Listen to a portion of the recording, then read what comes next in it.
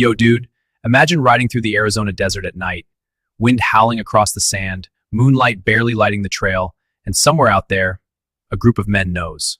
They're being hunted, not by bandits, not by outlaws, but by a lawman. Bro, this ain't some Hollywood revenge fantasy. This is the real story of Wyatt Earp's Vendetta Ride, one of the most brutal revenge hunts in Old West history.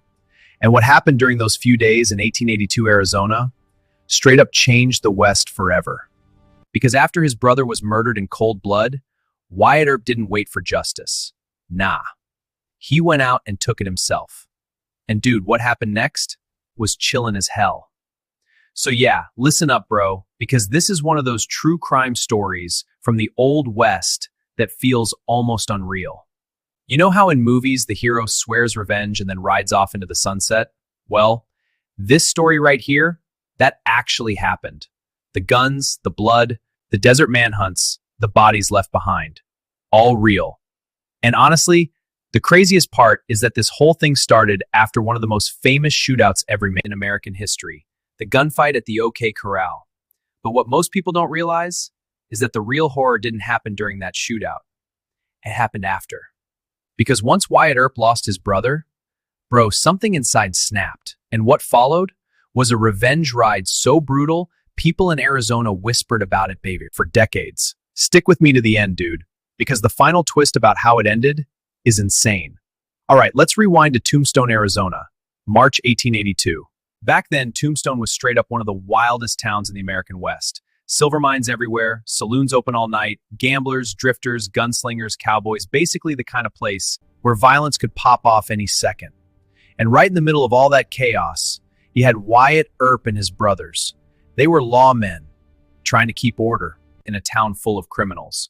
But their biggest enemies were a gang called the Cowboys. These dudes were dangerous, bro. Outlaws, cattle rustlers, killers, and they hated the Earps. The tension kept building until finally, in October 1881, everything exploded at the gunfight at the OK Corral. 30 seconds, 30 bullets, 3 cowboys dead, and the entire town of Tombstone on edge. But even though the Earps technically won that shootout, the Cowboys weren't done, not even close. Fast forward a few months later, March 18th, 1882. Wyatt Earp's younger brother Morgan Earp was inside a saloon playing billiards. Just a normal night, right? Then suddenly, a gunshot exploded through the window.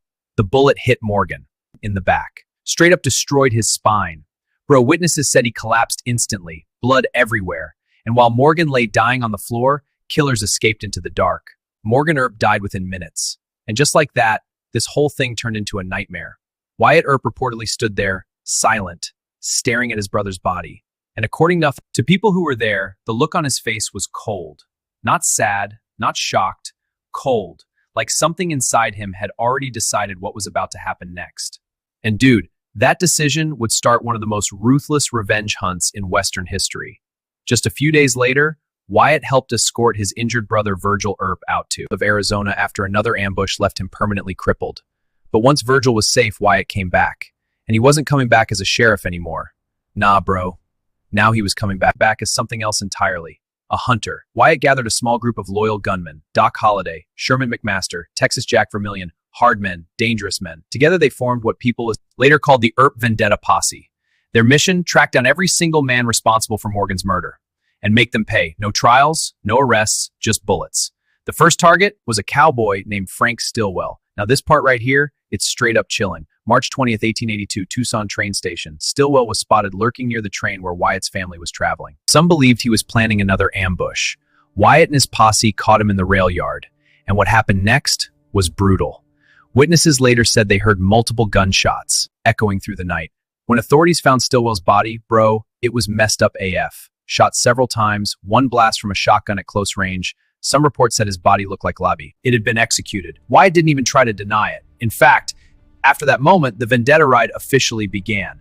Over the next several days, Wyatt Earp and his posse rode across the Arizona desert hunting cowboys. One by one, town to town, camp to camp, people started hearing stories, whispers spreading through saloons. Earp's coming, better run. But some of the cowboys didn't make it far enough. One of them was Curly Bill Brocius, a notorious outlaw, one of the most feared men in the territory. And dude, their final encounter happened near a place called Iron Springs. Rain pouring down, mud everywhere. Both groups suddenly ran into each other. Guns came out instantly. Witnesses later claimed Wyatt Earp stepped forward, raised his shotgun, and fired. Straight into Curly Bill's chest. Point blank. The outlaw dropped instantly, dead in the mud, and just like that, another cowboy was gone. After that, the cowboys scattered. Some fled Arizona Cargo entirely.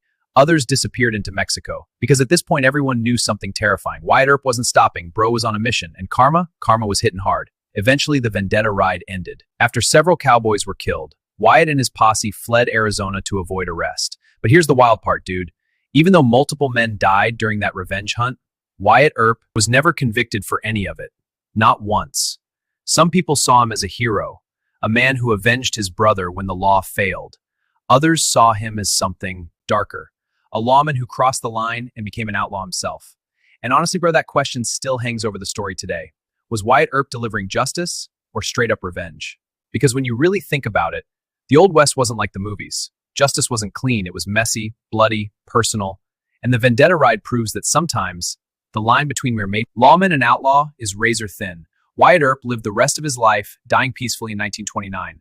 But the legend of that revenge ride still echoes through Arizona. Some say it was justice. Others say it was vengeance. But one thing is absolutely certain.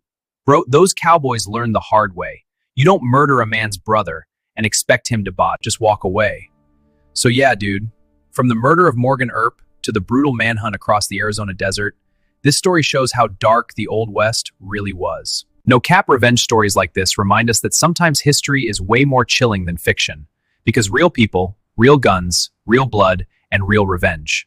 If this story gave you chills, bro, smash that like button and subscribe to the Zaingi Files for more dark true crime and revenge stories every week. Turn on notifications so you never miss the next file.